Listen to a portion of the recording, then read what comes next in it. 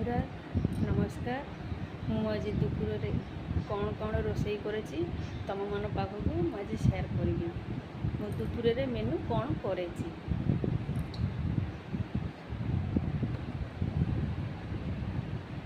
ভাত,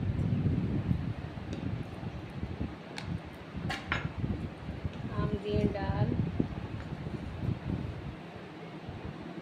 পোস্ত দিয়ে আলু ভজা, করলা ভজা, ভেন্ডি ভজা, মাছের তরকারি,